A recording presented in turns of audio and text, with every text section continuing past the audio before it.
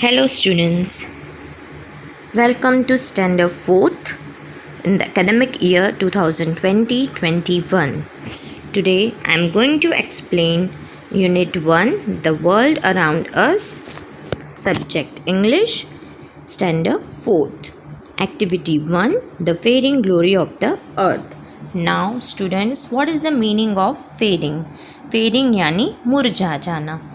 तो धरती की महिमा कैसे मुरझा रही है वो हम इस एक्टिविटी में देखेंगे. So students, long long ago the earth was green and clean. It proudly carried and nurtured a number of trees. बहुत साल पहले अर्थ कैसा हुआ करता था बच्चों? Green and clean. चारों तरफ हरियाली होती थी, एकदम क्लीन, बहुत सारे ट्रीज़ हुआ करते थे, कोई पॉल्यूशन नहीं था. बट जैसे after some time someone invented machines to make life comfortable.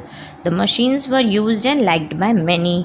However, we now realize that the earth gets warmer and has less natural beauty.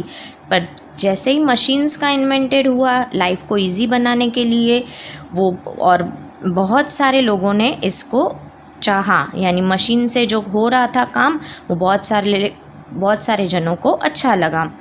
फिर हमको रियलाइज़ हुआ कि अर्थ गर्म होता जा रहा है और उसकी नेचुरल ब्यूटी घुमाता जा रहा है. The sun's rays reach the direct earth easily and damage her beauty. The sun की जो किरणें हैं वो अर्थ पे पड़ती है और जो नेचुरल ब्यूटी है अर्थ की वो डैमेज होती जा रही है. This has also led to change in flora and fauna. तो अभी what is the meaning of flora and fauna? Flora means वनस्पति और फाउना मीन्स पशु वर्ग. तो उसको भी वो चेंजेस ला रही है. Today toxic materials are found everywhere. Toxic materials यानी जहरीले पदार्थ आपको चारों ओर दिखेंगे. The pollutants are in present the air, water and land. जो धरती, पानी और एयर को ख़राब करता है उसको पॉल्यूशन बोलते हैं. जैसे air pollution, water pollution and land pollution बहुत बढ़ गया है. Right. The temperature of the earth is increasing every year. जो हमारी धरती का टेम्परेचर है वो दिन ब दिन बढ़ता जा रहा है. एवरी ईयर, सालों साल बढ़ता जा रहा है. The amount of rainfall is getting less. जैसे ट्रीज़ कम होते जाएंगे, ट्रीज़ की जगह पे लोगों ने ट्री को काट के बिल्डिंग बनाए हैं, बहुत सारे घर बन गए हैं. जैसे ट्री कम होंगे वैसे ही रेनफॉल भी कम होती जाएगी.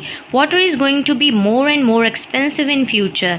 पानी की अहमियत बच्चे अभी हम नहीं समझते हैं बच्चों, लेकिन उन फ्यूचर में ये सबसे एक्सपेंसिव यानी महंगी होगी. पानी को बचाना चाहिए, हमको जितना चाहिए उतना यूज़ करना चाहिए, वेस्ट कभी नहीं करना चाहिए.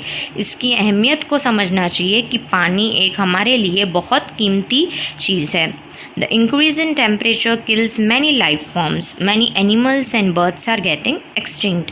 इंक्रीज़ जो टेम्परेचर इंक्रीज़ हो रहा है ना धरती का, उसकी वजह से एनिमल और बर्ड्स भी एक्सटिंक्ट होते जा रहे हैं. यानी उनकी जो जाति है वो भी ख़त्म होती जा रही है. उनका अस्तित्व है, बहुत सारे अस्तित्व उनके ख़त्म होते जा रहे हैं. Right. So now we will see activity 3. Most toxic waste comes from man-made things like mobile sources, example cars, trucks, buses, stationary sources like factories, refineries, power plants, as well as indoor sources like some building materials and chemicals used for cleaning. The amount of pollution is increasing day by day and this has led to the depletion of resources on the earth. जैसे मैंने बोला toxic यानी जहरीले पदार्थ man made things में से आते हैं. मैन मेड यानी जो हम इंसानों ने बनाया है. वो मोबाइल सोर्सेज है, जैसे कार है, ट्रक्स है, बसेस है, इसमें से एयर पॉल्यूशन होता है. फैक्ट्रीज़, रिफाइनरीज में से सब एयर पॉल्यूशन यानी जहरीले पदार्थ होते हैं, उसमें से पॉल्यूशन होता है. Right. Building material and chemicals जो यूज़ होते हैं वो पानी में लोग फेंकते हैं, इससे एयर वाटर पॉल्यूशन फैलता है. सो हम ये कहना चाहेंगे इस पैराग्राफ में से that health of the earth and its life forms do not appear to be good. जो हमारी धरती की हेल्थ है ना वो अभी ख़राब होती गई है because of machineries and different types of inventions. Okay, चलो.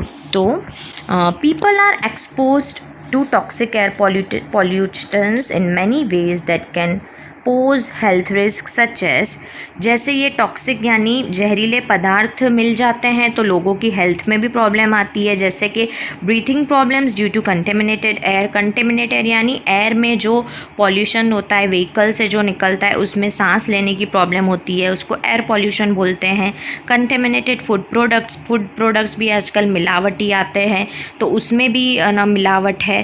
Drinking water contaminated by toxic waste, पानी भी आज पानी है वो भी हमको प्रॉपर नहीं मिल रहा है, उसमें भी जहरीले पदार्थ होते हैं तो उसमें से क्या होता है, वाटर पॉल्यूशन। सो ये पॉल्यूशन फैलाते हैं।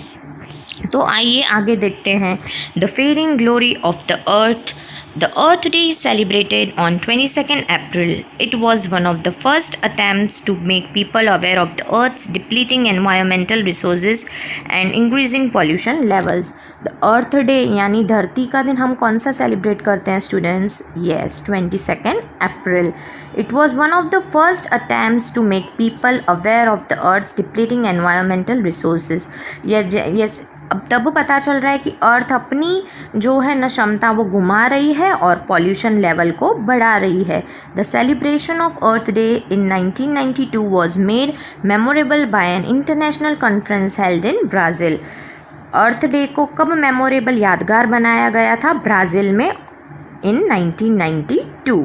The leaders of many countries attended this event and it led to a new movement to preserve the earth's resources in both big and small ways. बहुत सारे लीडर, अलग अलग कंट्री के leaders ने ये इवेंट में गए और उन्होंने अर्थ के रिसोर्सेज यानी जो नेचुरल रिसोर्सेज है वो कैसे बिग और स्मॉल वेज में प्रिजर्व यानी उनको रख सकें वो सीखा उन्होंने। People across the world take up a number of activities like tree plantation, awareness camps on environmental related topics. लोगों ने ये सीखा कि ट्री प्लांटेशन करने चाहिए और पॉल्यूशन कैसे कम हो, कैसे लोगों में जागरूकता फैलाई जाए, वो सारे कैंप लगाए गए। बच्चों आप भी समझो, आप अभी ट्री प्लांट, हमेशा हमारी ज़िंदगी में हमको ट्री प्लांटेशन करनी चाहिए, इससे हमको पॉल्यूशन फ्री एयर मिलती है, बारिश से भी हमारी अच्छी बारिश होती है। So trees are our best friend. Yes students, आप भी अभी एक ट्री ज़रूर लगाएं, right. So we can say that the World Earth Day is a time for people around the globe to support the environmental protection movement.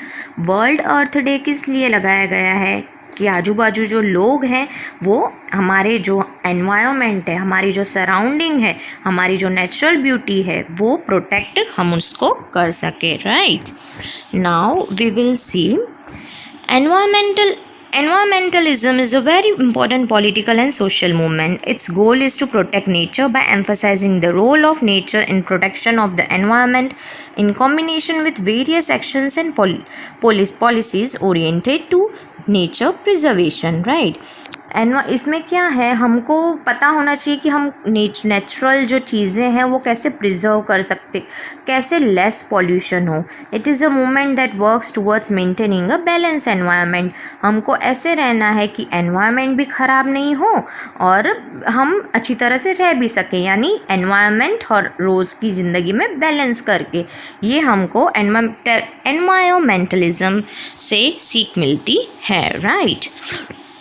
Now here देखो पानी activity 6 में कैसे सब following pictures and relate the sentences to the pictures respectively. Yes, ये सब हम आगे देखेंगे, एक्टिविटीज़ जब करेंगे, लेसन सब लिखेंगे उसके बारे में, right.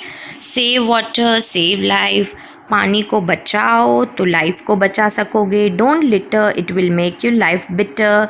Nurture, plant a tree so that next generation can get air freely. जैसे मैंने आपको बोला बच्चों कि ट्री प्लांट करो तो आप आने वाली जो जनरेशन है वो air free, pollution free air उनको मिले, right.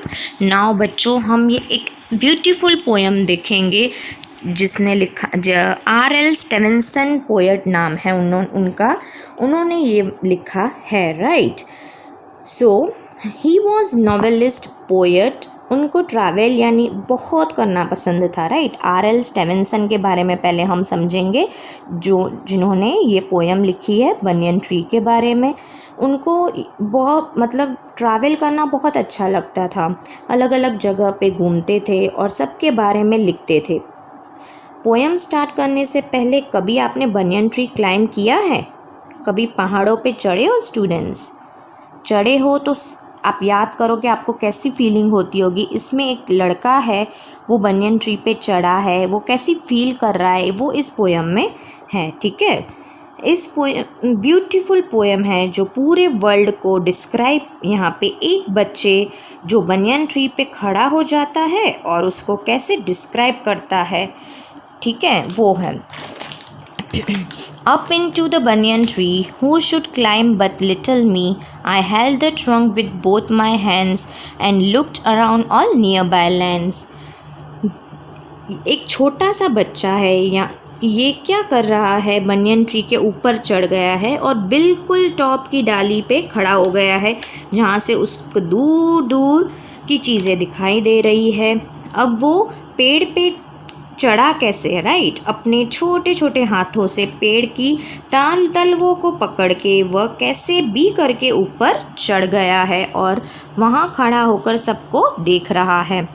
I saw the next door garden lie but full of flowers before my eye and many pleasant faces more that I had never seen before. यहाँ पे poet बता रहे हैं जो child है उसका एक एम्बिशन है, मकसद है कि वो जो है सबको देखना चाहता है। अब जब वो पेड़ पे चढ़ जाता है तो उसको दिखाई देता है कि उसके पड़ोस में जो है एक बहुत अच्छा सा बगीचा है जिसमें सुंदर सुंदर फूल खिले हैं और वहाँ से खड़े होकर वो दूर दूर की जगहों को देख पा रहा है। I saw the dimpling river pass and be the sky's blue looking glass. The dust roads go up and down with people tramping into town. इस स्टैंजा में ये बताते हैं कि जैसे अगर हमारी नेक्स्ट स्टेज जो लाइफ की है उसमें वो बड़ा हो जाएगा, बड़ी बड़ी ट्रिप्स पे जाएगा, तो उस दौरान उसने क्या देखा, वहाँ पे उसने नदियाँ देखी, वहाँ पर आसमान देखा जो शीशे की तरह काम कर रहा है, right. If I could find a higher tree farther and farther I should see to where the grown up river slips into the sea among the ships, to where the roads on either hand led onward into fairyland, where all the children dine at 5 and all the playthings come alive. अब next stanza में वो क्या बता रहे हैं कि अगर उनको मौका मिले तो एक और ऊंचे पहाड़ों पे पेड़ है उस पे चढ़ जाएं, वहाँ से उनको वो नदी दिखाई देगी जो शायद आगे जाके ओशन में मिल जाएगी, जहाँ पर सारे शिप्स तैर रहे हैं। उनको एक ऐसी रोड दिखाई देगी जो फेरी लैंड की तरफ जा रही है, जो जहाँ पर बच्चे हैं उन्हें अपना डिनर 5 बजे तक ख़त्म कर लिया है और फिर उसमें उसके बाद जो खेलने वाली चीज़ें हैं उनके साथ खेल रहे हैं, जो बिल्कुल ऐसा लग रहा है कि पूरी तरह से अलाइव हो। तो एक तरह से कहना है पोएट का, जो हर ह्यूमन बीइंग को जब वो मैच्योर हो जाता है तो वो वापस अपने उसी चाइल्डहुड के पीरियड में चला जाता है। तो ये थी हमारी पोएम स्टूडेंट्स। आपको I hope you understand the poem very well. इसमें ये छोटा, हम बड़े हो जाएंगे ना फिर हम याद करेंगे कि हम छोटे थे तो इधर क्लाइंब करते थे, हमने ये किया वो किया, बस। तो ये जो R.L. स्टीवेंसन है ना पोएट, वो एक लड़के का बता रहे हैं कि वो कैसे बनियन ट्री पे चढ़ रहा है और कैसे पूरी दुनिया को देख रहा है। ये सब बातें उसने बताई है। आप भी अपनी बातें जब हमारा स्कूल खुलेगा तो शेयर करना कि आप छोटे थे, कभी ऐसी चीज़ की है आपने, ऐसी कुछ भी कल्पना की है आपने, कुछ सोचा है, राइट। सो आगे की एक्टिविटीज़ आपको मैं व्हाट्सएप पे सेंड करूँगी, ठीक है। और बच्चों ये सब आप घर पे भी लर्न करते रहना, ओके। Thank you.